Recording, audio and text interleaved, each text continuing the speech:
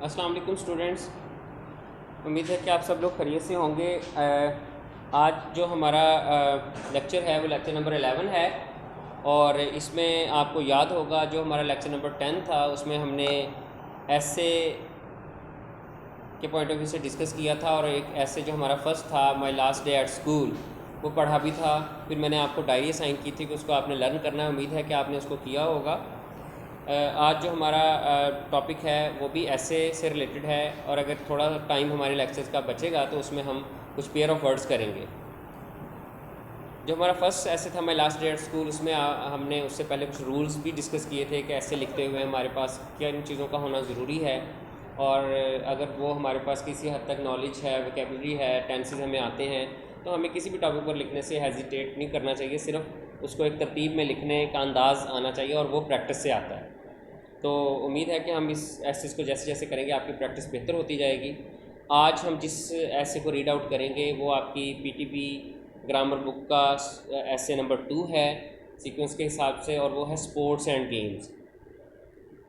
और इसके साथ नोट्स में भी ये मेरे है, उसमें कोटेशंस भी दी हुई हैं, वहाँ से बच्चे जो करना चाहेंगे वो वहाँ से करेंगे और जो हमारे अच्छे स्टूडेंट्स हैं वो डेफिनेटली उन्होंने उसी नोट्स को फॉलो करना। उसमें अगर कोई प्रॉब्लम हो तो आप क्यूरीज कह सकते हैं मुझसे, लेकिन ये ऐसे साथ साथ ही तैयार करेंगे क्योंकि ये लेंथी हैं और बाद में आपके लिए प्रॉब्लम क्रिएट करेंगे।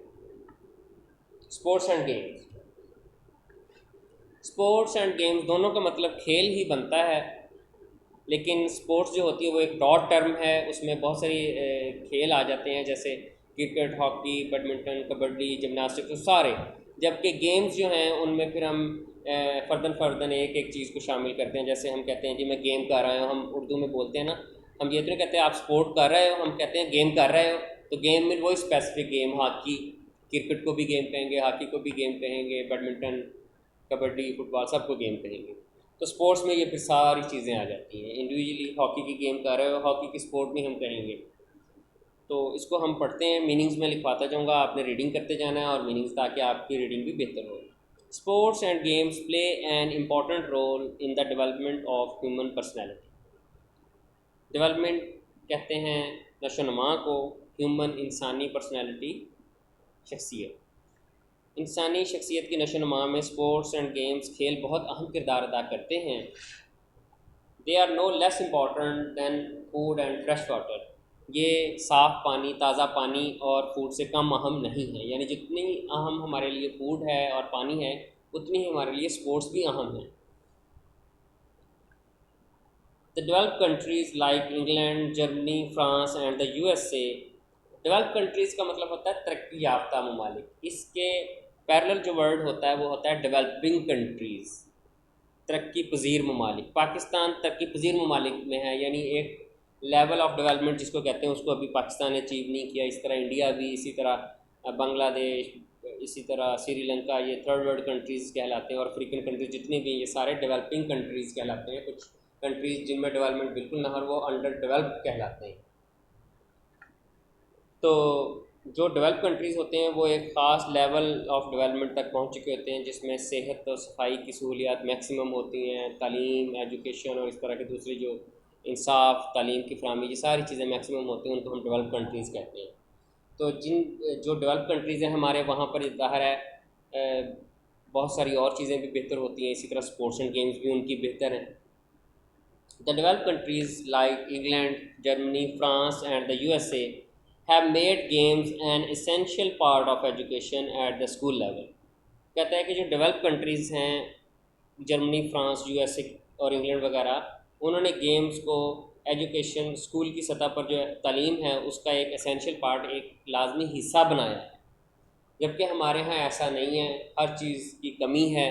स्कूल्स में फैसिलिटीज़ नहीं हैं, अगर कुछ करना चाहते हैं लोग तो उनके पास ग्राउंड्स नहीं हैं और इस तरह के बहुत सारे मसाइल जो हैं वो आड़े आते हैं। It is interesting to note that there are many nurseries and training centers for games in these countries। तो कहता है कि it is interesting to note कि ये एक बहुत अच्छी चीज़ है, काबिल ज़िक्र चीज़ है कि जो इन कंट्रीज़ में स्पोर्ट्स एंड गेम्स की ट्रेनिंग के लिए नर्सरीज़ यानी इब्तदाई लेवल पर जो इदारे होते हैं वो भी हैं और ट्रेनिंग सेंटर्स भी हैं जो उनको ट्रेन करते हैं। दे admit boys and girls for necessary training, वो लड़के और लड़कियों दोनों को दाखला देते हैं एक ज़रूरी ट्रेनिंग के लिए, टू बिकम फ्यूचर एथलीट, ताकि वो मुस्तकबिल में खिलाड़ी बन सकें। जिमनास्ट एंड स्पोर्ट्समैन, ठीक है, जिमनास्टिक्स कहते हैं ये जो बॉडी को यूज़ करते हुए अपनी मूवमेंट्स दिखाते हैं, वो जिमनास्टिक्स होती है, सारी लचकीले जिस्म बनते हैं उससे। नो डाउट, कहता है कि बगैर शक के games and sports are becoming popular in Pakistani schools as well. Pakistani schools में भी गेम्स और स्पोर्ट्स जो हैं वो अब मशहूर हो रही हैं, यानी खेल। The facilities of course are not adequate, adequate mean काफ़ी होना, नॉट एडुकेट काफ़ी नहीं है एट प्रेजेंट, मौजूदा वक्त में अगर हम देखें तो जो सहूलियात हैं वो काफ़ी नहीं हैं। This situation is expected to improve in the near future, कहता है कि तवक्को की जाती है कि मुस्तकबिल करीब में ये जो हालत है वो बेहतर हो जाएगी। The Pakistani school boys and school girls know fully well the meaning of proverb, कहता है कि पाकिस्तानी स्कूल बॉयज़ और जो स्कूल लड़कियां हैं वो इस बात से बखूबी अगवा हैं, इस प्रोवर्ब, इस मुहावरे से। कौन से मुहावरे से? All work and no play makes Jack and dull boy, कि हमेशा काम करते रहना या पढ़ते रहना और बिल्कुल ना खेलना, उससे बंदा क्या बन जाता है? जैक, सुस्त, एंड डल, और कुनज़हन बन जाता है। और इसी तरह आप देखें कि जो बच्चे हमेशा किताबी कीड़ा बने रहते हैं, उनकी जो बाकी पर्सनैलिटी के ट्रेड्स होते हैं उनमें लैकिंग्स होती हैं। वो सिर्फ अपनी किताब का नॉलेज तो आपको अच्छे तरीके से सुना सकते हैं, लेकिन अगर किताब से हट के उनको कोई हालात हाज़रा, जनरल नॉलेज का कोई क्वेश्चन पूछा जाए या कोई और कॉमन सेंस की बात पूछी जाए तो उसमें अक्सर वो लैकिंग होते हैं, क्योंकि उनकी फ़िज़िकल ग्रोथ बेहतर नहीं हो रही होती, बैठे रहते हैं, पढ़ते रहते हैं। तो थोड़ा बच्चों को टाइम टेबल के मुताबिक खेलना भी चाहिए जी। उसके बाद वो कहता है writer, they know that their growing bodies need regular physical exercise, वो ये जानते हैं कि उनकी बढ़ते हुए जो जिस्म हैं, नशोनुमा पाते हुए जिस्म, उनको मुसलसल तबई वर्जिशों की ज़रूरत है। Them selves healthy and fit, अपने आप को हेल्दी, सेहतमंद और फिट रखने के लिए। यहाँ तक तकरीबन ये हाफ़ हो गया। आप अगर चाहें तो बेटा इसको हाफ़ हाफ़ करके भी याद कर सकते हैं, क्योंकि आपको पता है कि ये हमारा जो लेक्चर्स चल रहे हैं, ये टाइम टेबल ये जो टाइम टेबल चल रहा है इसमें आपने चीज़ों को मैनेज भी करना है और बाकी सब्जेक्ट्स भी तैयार करने हैं। अब नेक्स्ट हाफ की तरफ हम जाते हैं। जनरल स्पोर्ट्स इंक्लूड हंटिंग, आम जो खेल होते हैं उनमें हंटिंग आ जाता है, शिकार खेलना, फिशिंग, मछलियाँ पकड़ना, एंगलिंग, राइडिंग, घुड़सवारी, साइकिलिंग करना, माउंटेनियरिंग, पहाड़ों पर चढ़ना होता है, क्लाइंबिंग जिसको कहते हैं माउंटेन क्लाइंबिंग। और माउंटेनियरिंग इज़ बिकमिंग, वो कहता है कि पहाड़ों पर चढ़ने के जो खेल हैं is favourite sport, Pakistani boys and girls के लिए ये फेवरेट स्पोर्ट्स हैं इन समर, गर्मियों में time. Among the mountains of Murree, Nathia Gali, Swat, Chitral, Kagan and the Karakoram highway, इन जगहों पर हम देखते हैं कि बहुत से बड़े बड़े जो स्कूल्स हैं उनके क्लब्स होते हैं, वो अपने बच्चों को लेकर जाते हैं माउंटेनियरिंग के लिए। A number of school clubs and societies hold athletic contest, वो कहता है कि बहुत से स्कूल्स में क्लब्स होते हैं स्पोर्ट्स के और एथलेटिक्स के, वो मुकाबले करवाते हैं। These contest include walking, jogging, jumping, swimming, rowing, wrestling, boxing, hammer और disc throwing, light weight lifting and gymnastics. तो कहता है कि इनमें जो चीज़ें शामिल होती हैं उनमें वॉकिंग है, चलना, जॉगिंग है, जंपिंग है, जंप करना, स्विमिंग, तैरना, रोइंग, रस्सा खींचना, रेसलिंग, कुश्ती वगैरह, बॉक्सिंग करना, हैमर एंड डिस्क थ्रोइंग, ये वज़नी लोहे के चीज़ें होती हैं जो घूम घूम कर दूर फेंकनी होती हैं, थ्रो करना होती है। लाइट वेट लिफ्टिंग, वज़न उठाना, एंड जिमनास्टिक्स, एक्रोबैट्स वगैरह करना। An athlete is train to be perfectly fit to engage in such contest, कहता है कि एक एथलीट को इस लेवल पर ट्रेन किया जाता है कि वो बिल्कुल फिट हो जाए इस तरह के मुकाबलों में हिस्सा लेने के लिए। लास्ट पैराग्राफ, मोर एवर, मज़ीद ये कि football, hockey, cricket, tennis, badminton and table tennis are among the favourite organised games in school, कहता है कि ये जो सारी गेम्स हैं ये उन गेम्स में से फेवरेट्स हैं जो स्कूल में ऑर्गेनाइज़ की जाती हैं। आज such sports and games certainly benefit both mind and body. वो कहता है कि ये तमाम गेम्स जो हैं वो यकीनन जहन और जिस्म दोनों को फिट रखती हैं, फ़ायदा पहुंचाती हैं। दे क्रिएट चेयरफुलनेस, खुशी पैदा करती हैं। डिसिप्लिन, नज़्म व ज़ब्त पैदा करती हैं। फेलोशिप, मिलकर काम करने का जज्बा। कॉन्फिडेंस, अतमाद एंड फिज़िकल फिटनेस, और तबई फिटनेस यानी तंदुरुस्ती और तवानगी पैदा करती हैं। ये एक स्पोर्ट्स एंड गेम्स पर जनरल ऐसे था, इसको आप देख लें। इसी ऐसे की बिहाफ पर आप खुद से भी कुछ सेंटेंसेस इसमें ऐड कर सकते हैं और कुछ दूसरी चीज़ें भी कर सकते हैं। अब यकीनन हमारे तकरीबन अभी लेक्चर्स को 10 मिनट हुए हैं बेटा, हम कुछ और भी करेंगे और उसमें मैंने आपको बताया कि अगर टाइम बचा करें हम पेयर ऑफ वर्ड्स अपने डिस्कस करेंगे। जो लास्ट टाइम हमारे 10 हुए थे, अब हम 10 से आगे नेक्स्ट करेंगे और पेज नंबर आपका ये बनता है 178। 178 पर आपका जो है वो 11 पेयर ऑफ वर्ड नंबर 11 है। हम 11 से 20 तक आज करेंगे और आप जो है इसको गौर से देखें। यहाँ पर देखें वर्ड 11 नंबर में कूल और नीचे है कोल्ड। कोल्ड कहते हैं ठंड को और कूल कहते हैं ठंडक को। मतलब जो चीज़ भली महसूस हो वो ठंडक होगी और कोल्ड ठंड होती है जो थोड़ी नागवार भी महसूस होती है। तो यहाँ कूल का मतलब होता है ठंड, ठंडक। कूल ब्रीज इज़ ब्लोइंग, ठंडी हवा चल रही है। इट इज़ कोल्ड आउटसाइड, बाहर बहुत ठंड है।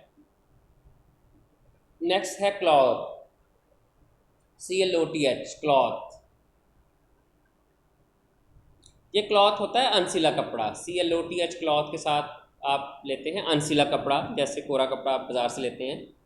Samina bought some cloth from the market, Samina ने मार्केट से कोई कपड़ा ख़रीदा। और नीचे जो क्लॉथ्स है वो क्लॉथ्स जो है वो आपका सिला हुआ कपड़ा है और उसमें सेंटेंस से भी जाहिर हो रहा है। Saira is wearing colourful cloth, Saira रंगदार कपड़े पहन रही है, पहने हुए हैं सायरा ने।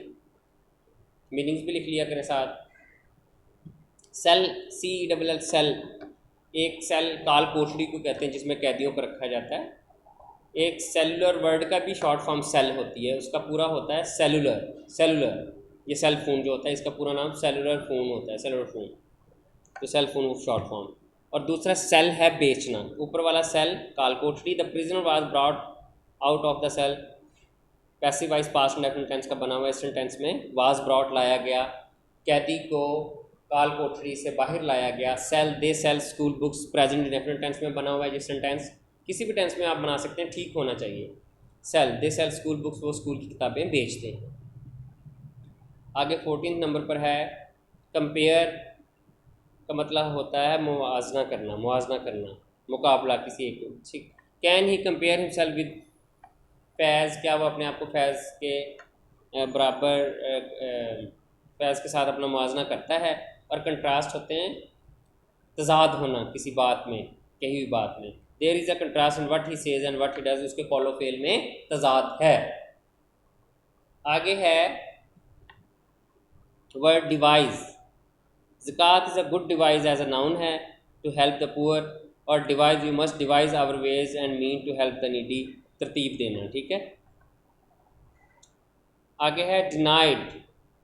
ही डिनाइड हैविंग टोल्ड अलाई, उसने झूठ बोलने से इनकार किया। और रिफ्यूज़, किसी काम से इनकार कर देना। Naila refuse to help Najma in the hour of need, Naila ने नजमा की हेल्प करने, मुसीबत के वक्त हेल्प करने से इनकार कर दिया। आगे 17 है डायरी, DIARY, डायरी, ये जो जिस पर लिखा जाता है, आपकी स्कूल की डायरी जो होती है। What are you writing in your diary. और दूसरा है डेयरी, डेयरी कहते हैं ये मिल्क वगैरह जहाँ से दूध दही मिलता है, इस तरह की products. Hanif brought milk from the dairy, Hanif dairy से जो है वो दूध लेकर आया। आगे है DEW, ड्यू, ड्यू कहते हैं शबनम को। ड्यू ड्रॉप, शबनम के कतरे फैल एट नाइट, रात को गिरते हैं। ड्यू ज़रूरी। He could not come to school due to, की वजह से। ठीक है, ड्यू की वजह से। He could not come to school due to illness, वो बीमारी की वजह से स्कूल नहीं आ सका। आगे 19 नंबर है die. Heroes never die, heroes नहीं मरते। और डाई रंगना, प्लीज़ डाई माई शर्ट, मेरी शर्ट रंग दीजिए। DOSC डोज होता है खुराक, जो मेडिसिन की खुराक उसको डोज कहते हैं ना, आपने डोज ली है मेडिसिन की। ही have you taken a dose of this medicine, present perfect tense में बना हुआ है इंट्रोगेटिव सेंटेंस, क्या आप दवाई की खुराक ले चुके हैं। और DOZD होता है doze. It is not right to say that I doze, doze mean ऊँघना। ये ठीक नहीं है, ये बात ठीक नहीं है ये कहना कि मैं क्लास में ऊँघता हूँ। यहाँ तक बेटा आपके 20, हाँ 20 हो गए। आगे भी कर लेते हैं 5 और। आगे है DROOP ड्रॉप, बल्कि ये बनेगा drupe, DROOP drupe. Branches of the plants drupe in summer, गिर जाना, झड़ जाना। और ड्रॉप होता है give me a drop of water, कतरा, मुझे पानी का कतरा दीजिए। आगे नेक्स्ट है Elder, Arif is my elder brother, बड़े भाई को कहते हैं एल्डर। और ओल्डर बूढ़े को कहते हैं। Lahore is an older city than Islamabad, Lahore Islamabad के मुकाबले में बूढ़ा यानी कदीमी शहर है, तारीखी शहर भी कह सकते हैं। Eligible, eligible, he is eligible for this post, अहल होना, अहल होना, काबिल होना किसी चीज़ के लिए। और illegible, Faraz hand writing is illegible, बड़ी मुश्किल से पढ़ी जाने वाली कोई चीज़। आगे EXC except, everybody was present except मासवाए ताहिर के, मासवाए एक्सेप्ट, मासवाए ताहिर के सब मौजूद थे। और एक्सेप्ट कबूल करना, accept my congratulation on your success, अपनी कामयाबी पर मेरी मुबारकबाद कबूल कीजिए। आगे 25 है एक्सपेक्ट, तो आपको करना है expect to get good marks in the examination, मुझे उम्मीद है मुझे तवक्को है कि मैं इम्तिहानात में अच्छे नंबर लूँगा। और होप कहते हैं उम्मीद को, we should never lose hope, हमें उम्मीद नहीं छोड़नी चाहिए। यहाँ तक ये 15 पेयर ऑफ वर्ड्स हैं, लेकिन अब जो मैं आपको डायरी दूंगा वो पेयर ऑफ वर्ड सिर्फ हमारे नोट्स बने हैं, उनके मीनिंग्स किए हैं। आपकी जो डायरी है